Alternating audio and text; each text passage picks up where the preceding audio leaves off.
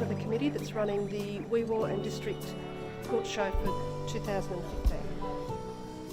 So I'd like to talk to you about Heather May's quilt. She's made a double wedding ring, which is a very advanced technique. She's had to individually cut each of these small squares to a particular size and angle so that they fit together perfectly around the circle, and then each section is set in against the white fabric. Heather's likes to hand quilt her quilts, and so each of the centres of these and around her curved areas here have all been hand quilted. She does that by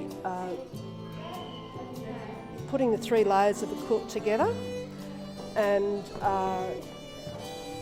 tying it together with needle and thread just to stabilise the 3 levels. You put it in a hoop, and then with a very small needle, that's a specific needle to quilting, she will put 10 or 12 stitches on the needle before pulling it through and then moving on to the next section, 10 or 12 stitches. So it's a very advanced technique, and Heather's a lovely quilter. My name is Wendy Revel. I made this quilt for a nephew's 21st birthday. I wanted to make a quilt that represented his 2 main interests, which is sport and music. I saw a quilt here made by Sue Toop at the last quilt show that used these blocks, but Sue made each block and then constructed them randomly. I just put mine in more of a controlled pattern. And the lady who quilted it for me in Narrabri used a music notation in the quilting to carry it through. This is the latest quilt that I've just completed for a niece in Melbourne for her 21st birthday. She came into our family 7 years ago, and only a short time earlier her youngest brother died from leukemia. I wanted to make a quilt that was inspirational to her. Her mother loves butterflies. I saw these fabrics in a kit down in Tamworth, and another member has made a beautiful quilt following the kit, but I wanted to make up my own design. So I made the stained glass church windows on the side and then wanted this as the feature, the Tree of Life. So she hasn't seen this one yet, I've only just completed it. Hi, I'm Diane Hannaford, and this is a quilt I have just completed. It was made for my husband to bring back some memories for him, because we've done 2 extensive trips of the United States, one from south to north and the other one from east to west. And during our travels he has fallen in love with a lot of these places that are around the border of the quilt. To start with, the monogramming was done by a lady in Narrabri, Barbara Murphy. The quilt was made using samples and put together using a French general fabric. The assembly was done by myself. It was my idea, my design, and I have pieced it all. The quilting was done by Lisa Cupid, and the quilt will be given to my husband at the end of this month, September, because it's his birthday. So it's something for him to throw over his knees in his later age and enjoy and have memories of his visits to America. I'm Sue Toop, and I'm the proud owner of this lovely black, white and red quilt here. I didn't make it, a friend of mine made it for me, so I feel very spoiled. She has made numerous of them, and it's called a quilt as you go. So you have the 3 layers of fabric together, and you just use the 12-inch block, and then you just make it and put it together. It's just beautiful in my favourite colours of red, white and black, so I feel very, very spoiled. Okay, thank you. My name is Gladys Parrish. I got this fabric in the pattern for this quilt. It's called Glimmer, in Big Bear Lake in California when I was visiting there. It's taken me quite a long time to make it, because as you can see it's very repetitious and I got a bit bored, so I did a few other things in between. But it turned out very nicely. It's for a queen-size bed,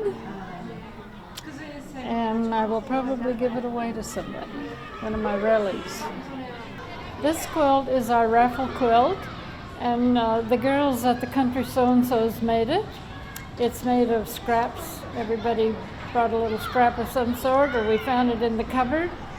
And it's been quilted by Lorraine Burrell in Gilgandra.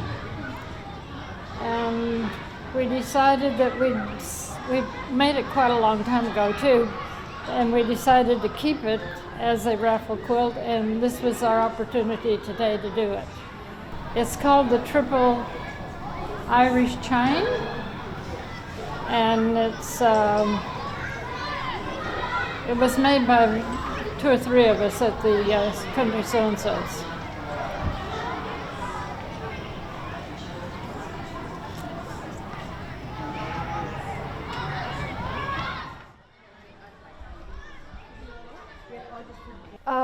This is a section that we've put together for patchwork that's been done many, many years ago.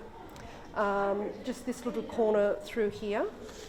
We have quilts that have been used for boarding school, those types of things, quilts that have been made by people who have passed away. And this one particularly has quite a nice history.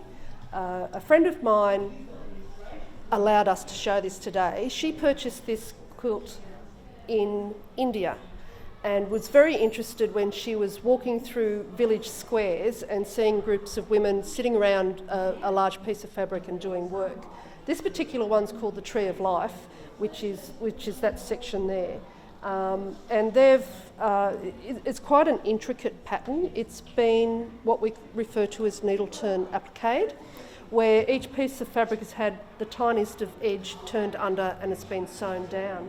And it's very, as you can see, it's very intricate. Just to have cut that out, let alone to have sewn it on, is quite a task. Over here we have the noughts and crosses pattern and the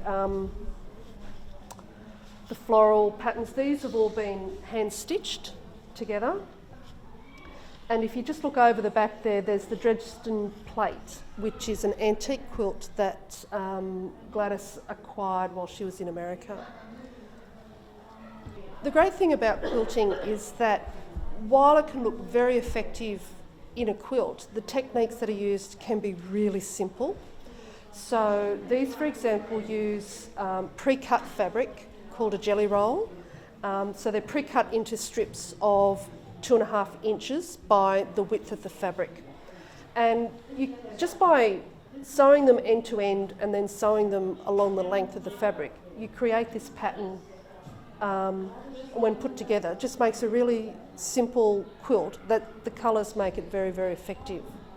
If you come round to this quilt here, this is a 9 patch, which is just 2 strips of fabric that's been sewn together in long strips and then cut up and sewn together again.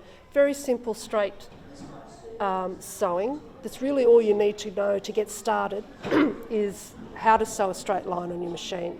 And these are just long strips of fabric that have created a panel, and when put together it makes a very effective quilt.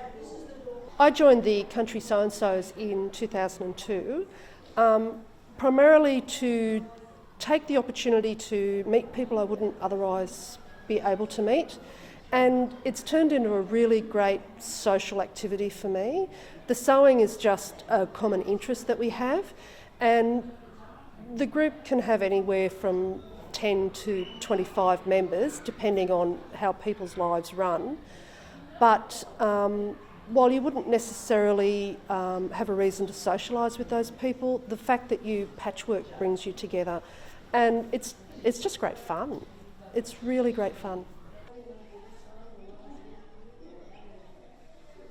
No way, although there is a gate in the fence at the back. So we're just talking about flabbergasted. Look.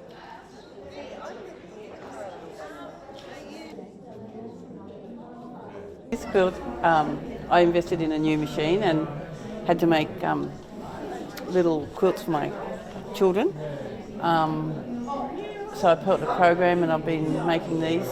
It's all done in a hoop, and then I've just stitched it together and changed a couple little things, but this is my new investment, doing embroidery as well as patchworking.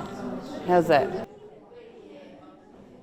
This one is still doing the embroidery, but also incorporating a bit of applique with it as well. So it's still done on the embroidery machine with the hoop and everything, and then just stitched together. So different quilts look different when you change the colours.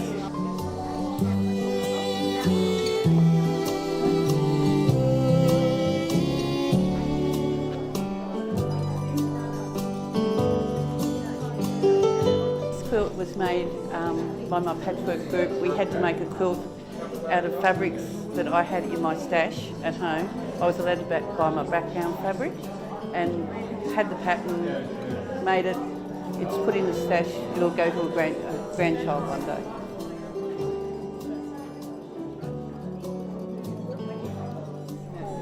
Puckers and I love this fabric.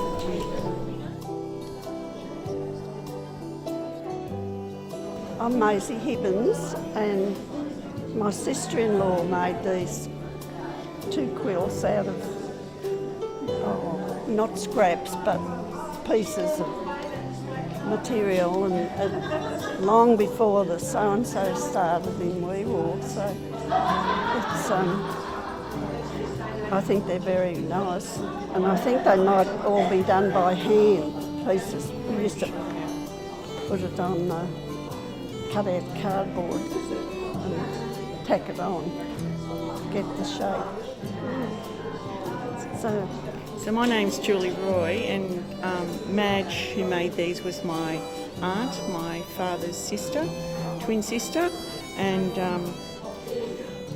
it's actually quite surprising to see them because I didn't know they were still around, which is really rather nice to think that they're still in good condition. And yeah, I can remember her making them. I would have been quite young at the time, so just a bit of a blast from the past, really. It's just not so nice to see them.